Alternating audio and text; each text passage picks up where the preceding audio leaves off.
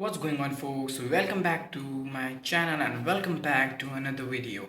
So in this video I'm going to tell you 5 proven tips and tricks, whatever you can call, that from which you can study smart. So without any further ado, let's start the video. Tip 1: pay attention in a class. So, do you know that before you have even begun studying, you have already started it? You'll tell, what? But here's what I mean. When you pay attention in your class and take good notes, you are starting the process of studying and learning at that point of time. So, let me ask you another question. Do you have any trouble paying attention in your class and you are not able to catch up in the class what is taught by the teacher? So what you can do is you can just change your place where you're studying. If you're studying in the living room, study where there is no distraction. And I would highly recommend if you study in a place where there are no distractions, where there is no sound coming from the neighbors.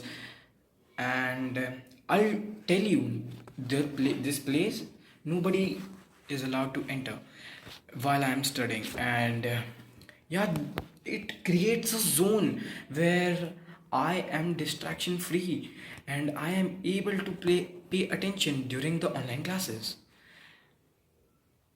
And if you have any doubt that you cannot catch up what the teacher is teaching, what you can do is you can just ask the teacher to tell you, uh, ask the teacher to tell you the concept again. No teacher will say no. And tip 2: plan ahead and you'll glad you did it. Are you waiting until Thursday night to study for Friday's test? That will make your night a most dreadful and stressful night, and it's no fun. It also makes it hard to do your best in your test, and you cannot perform well in your test, and you cannot give all you have during the test. So, to avoid those things, what you can do is you just have to make a plan. You have to plan ahead. So, what you do is go on Amazon, search for planners, or you can search or you can buy a journal or a diary, whatever, and then schedule all the tasks you have to do for the whole week. And if you have any specific task that is going to occur on that day, schedule them first and then arrange the rest of the things that are not really well planned before. Okay, so what it will be done, what you can do by that is you have a plan and you'll go according to that plan, and you will not postpone the tasks. And you know, we have a very bad habit of postponing the things, and there is a whole lot of things piled at the last. So you know and I know what happens when the task is at when the pending task is very much, that causes the stress. So you just need to plan ahead. I'm not telling you to plan for the whole month. I'm not telling you to stick to that plan.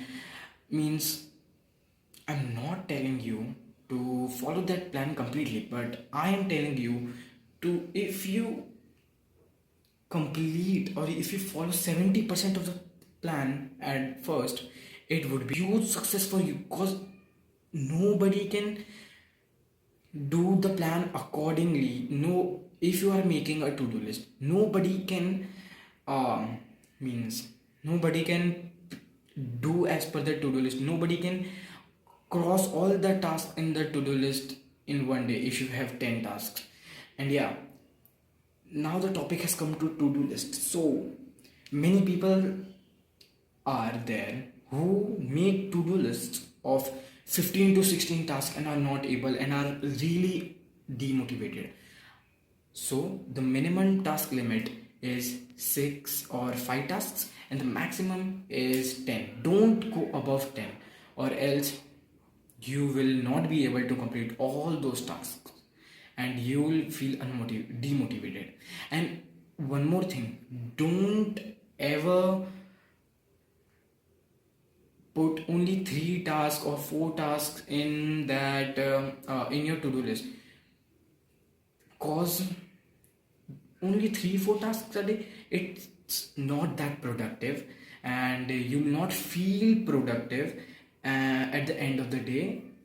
So make a to-do list of 5 to 6 things a day, which will help you. Okay, on to the third tip.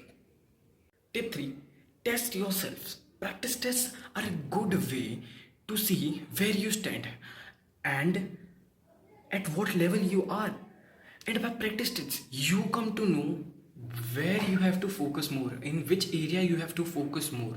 So by practice tests, you can find out a lot of things. And if you do mistake in say one question in the practice test, you are, and then you revise it, you see, then you learn from that mistake, and then when the same similar type of question is asked in the exam, you will be ready to give that answer and you will score well if you give practice tests in the beginning, cause you have solved the important topics and you have given a practice test and you have learned from your mistakes in the practice test and you will be ready to give your exams.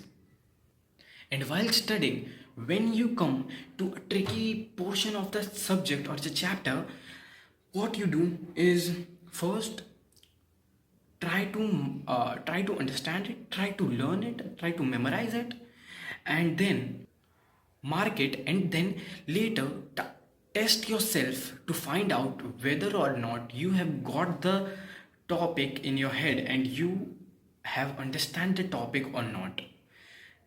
This way you will be able to know where you are lacking, at which part you have to focus more on. So that is why I highly recommend to test yourself, to do practice tests regularly, do a practice test series regularly so that you are ready to give your exams. Tip 4, aim to teach. So whenever you are learning any concept, try to learn that way that you can teach that particular concept or particular chapter to a 5-year-old kid. So studies have found out that when people aim to teach, they score significantly higher marks than the people who do not aim or do not tend to teach someone. So I need you to try out this. Whenever you are learning a concept, try to learn that way that you are going to teach a 5-year-old kid.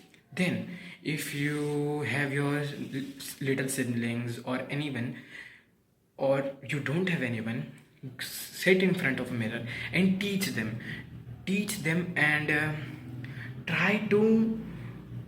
try yourself to teach them and try to cover the entire topic. And if you are not able to teach that particular topic, do not worry, read the topic again and then again teach them. Through this, what will happen, you actively recalling that concept and you are teaching someone and you are also understanding the concept in deep in your mind. 5, have a good night's sleep. So what do I mean by having a good night's sleep is, if your test is tomorrow and you are following a particular study plan and suddenly you do not realize or you are not able to recall anything, you can't even tell what is 2 plus 2, I would say don't panic, take a long breath and then take a good night's sleep, because your brain also needs some time to digest that information. And at the next day when you wake up, you'll be shocked that you'll you'll be able to remember more information after you sleep. So what do I do is, if I'm studying in afternoon and I'm really stressed, I take a power nap. Through so I have studied for 2 hours, then I'm not feeling like that I'm in a very panic mode. So I go, leave everything aside, go at my bed, sleep for about half an hour, then again study. But I never ever sacrifice the amount of sleep I need. I always get about 7 to 8 hours of sleep, because 7 to 8 hours of sleep is really necessary. I have seen many people who only sleep for 4 hours, and I am really amused by them, amazed by that people, that how are they able to sleep for only 4 hours. That's so, if you can only sleep for 4 hours and be productive, go ahead and try that. So guys, if you like the video, please subscribe to my channel, hit the bell notification, comment on this video, and I am Uday Singh, signing out. Peace.